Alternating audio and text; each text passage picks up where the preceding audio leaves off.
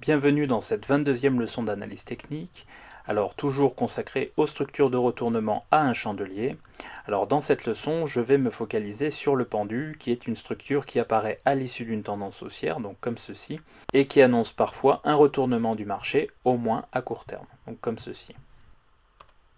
Alors comme d'habitude, point important, les informations présentées dans cette vidéo ne constituent aucunement des conseils en investissement, celles-ci ont un but purement éducatif. Alors je vais présenter dans cette vidéo le pendu, donc l'une des structures de retournement à un chandelier, donc au même titre que l'étoile filante, que le marteau inversé, le doji ou le porteur d'eau. Alors, le pendu est une structure de retournement, mais vous voyez qu'ici j'ai attribué une note de fiabilité de 2 sur 5, donc 2 étoiles sur 5, ce qui veut dire que le taux de fiabilité de cette structure est d'environ 40%, ce qui veut dire que cette structure est moins fiable quelque part qu'une prise de décision aléatoire.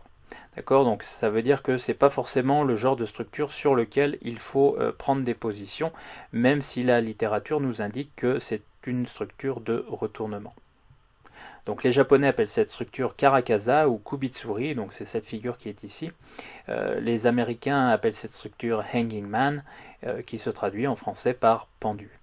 Alors bien entendu, cette structure apparaît en tendance haussière, donc à l'issue d'une tendance haussière, donc on a une tendance haussière, et puis on a l'apparition éventuellement d'un pendu en fin de tendance haussière. Alors je dis en fin de tendance haussière, ça c'est ce qu'on lit dans la littérature, mais c'est pas forcément le cas, puisqu'on peut avoir un pendu, et puis un marché qui repart de plus belle ensuite.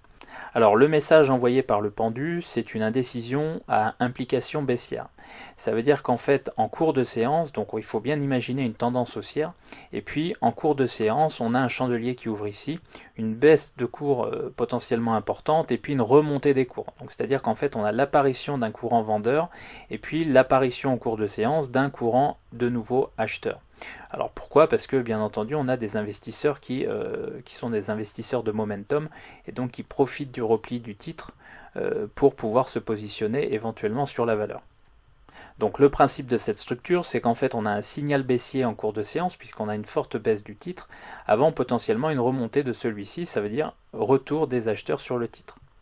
Alors potentiellement ce genre de structure en fait à l'issue d'une forte tendance haussière peut signifier qu'en fait les premiers initiés ont commencé à se débarrasser de leur titre, alors qu'en fait d'autres acheteurs, peut-être moins informés ou plus impatients, sont rentrés sur le titre au moment du repli. Alors, ce genre de structure vient potentiellement confirmer une zone de résistance, c'est le cas parfois. Alors, il peut s'agir d'une résistance horizontale ou oblique, ou d'une zone de gap.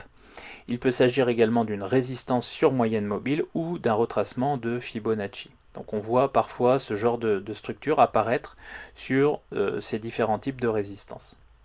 Alors ce qu'il est important de faire, c'est de regarder les volumes comme d'habitude pour voir si on n'est pas en train d'assister à une distribution sur un sommet.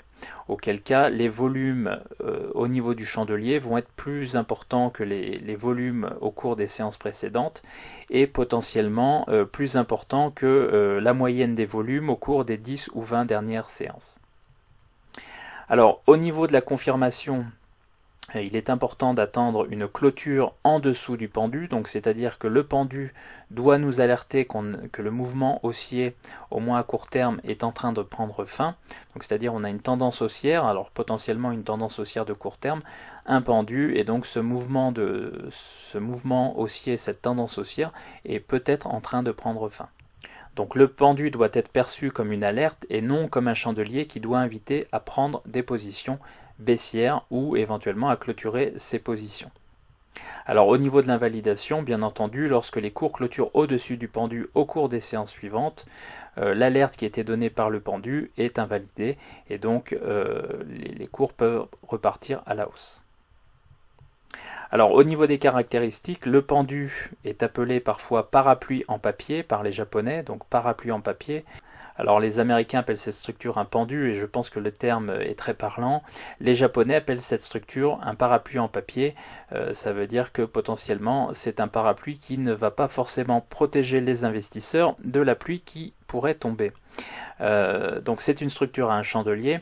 Le pendu est formé par un petit corps blanc ou noir, donc c'est-à-dire un petit corps vert ou rouge, c'est la même chose, qui surmonte une grande ombre basse. C'est ce qu'on voit ici. La taille de l'ombre basse, comme d'habitude, doit être au moins 2 fois supérieure à celle du corps, hein, donc on a la taille du corps ici.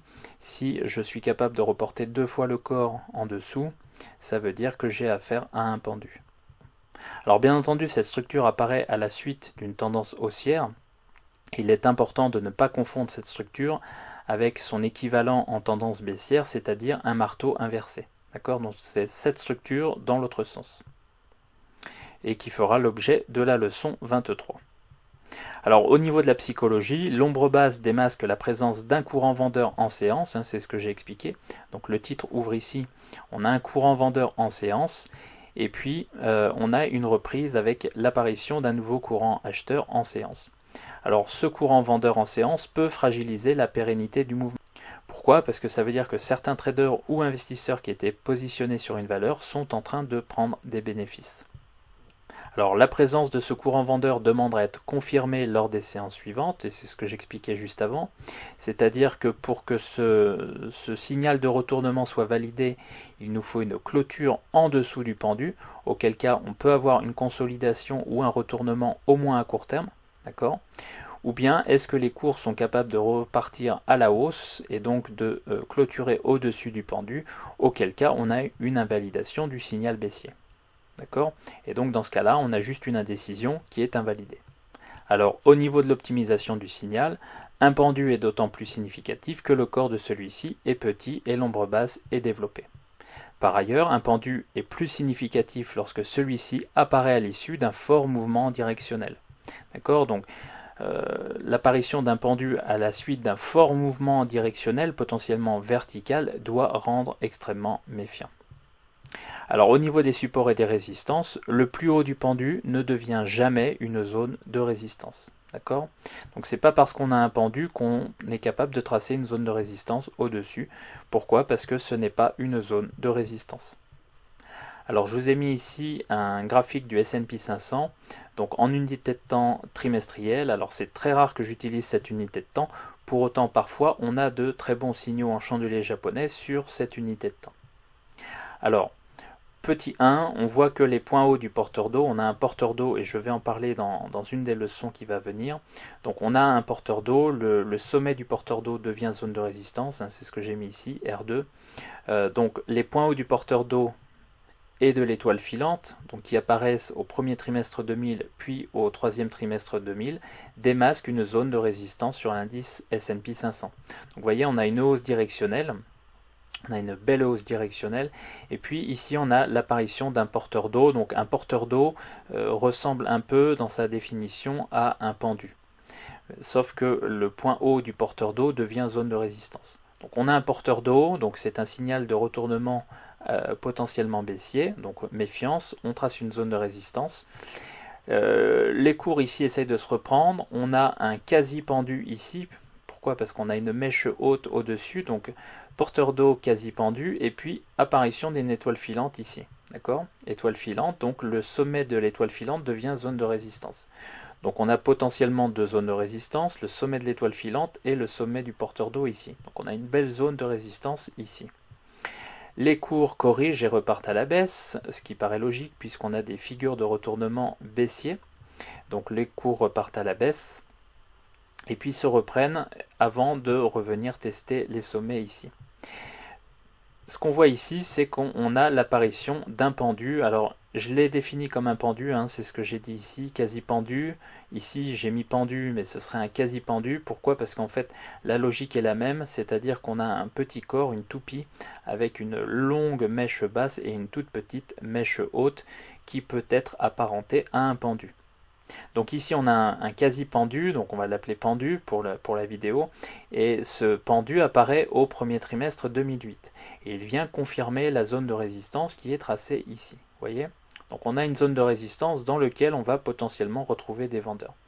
Donc ici on est en 2000, donc c'est la fin de la bulle internet, cycle baissier, reprise d'un cycle haussier sur les marchés, notamment sur le marché américain, et puis on vient tester cette zone de résistance et on a l'apparition d'un pseudo-pendu ou d'un pendu, on peut l'appeler pendu puisque les caractéristiques sont similaires.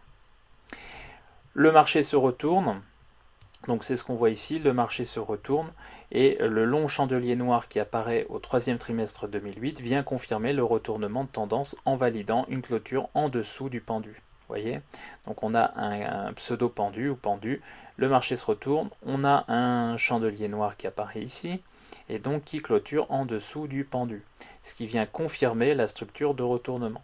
Qu'est-ce qui se passe ensuite? Le marché s'effondre et on est reparti pour un cycle baissier, tout simplement. D'accord?